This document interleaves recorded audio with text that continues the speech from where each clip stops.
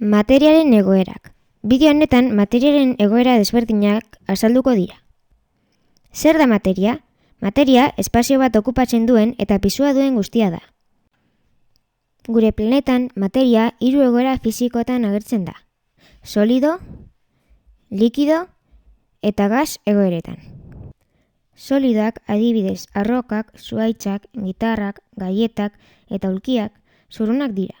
Eta nahiz eta lekuz aldatu, ez dute forma aldatzen.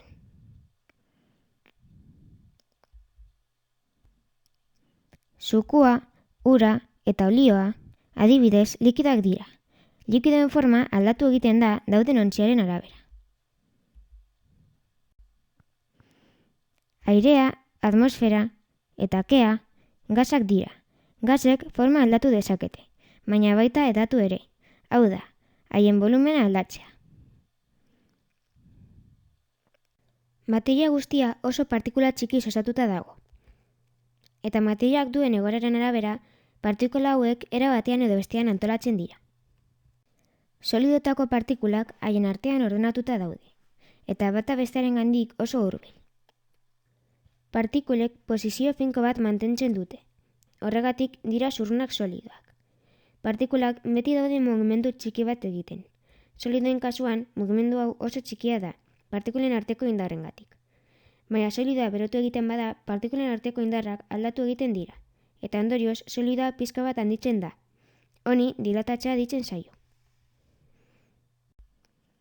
Likidoetan partikulek ez dute posizio finkorik. Partikulen arteko mugimenduak solidoenak baino handiagoak dira. Partikulek multzo txikiak osatzen dituzte, eta haien artean irristatzen dira. Horregatik likidoen forma oso errez aldatzen da. Gasetan, partikulak likidoetan eta solidoetan baino askoz bereiziago daude. Partikulak guztiz azken mugitzen dira. Horregatik, gasak forma aldatu eta hedatu egin ahal dira. Normalean, materia bakoitza egoera fisiko bakar batean aurkitu dezakegu munduan.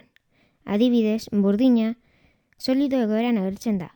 Merkurioa, likido egoeran. Eta helioa, gas egoeran. Baina, badago materia mota bat, naturan 3 egoeretan ikusi ahal duguna. Materia hori ura da.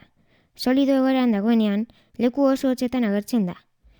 Eta izotza deitzen zaio. Ibaietako ura likido egoeran dago. Eta azkenik, ura lurrundu egiten denean, ur lurrun bihurtzen da. Eta hau, gasa da. Honi esker, uraren zikloa posiblea da.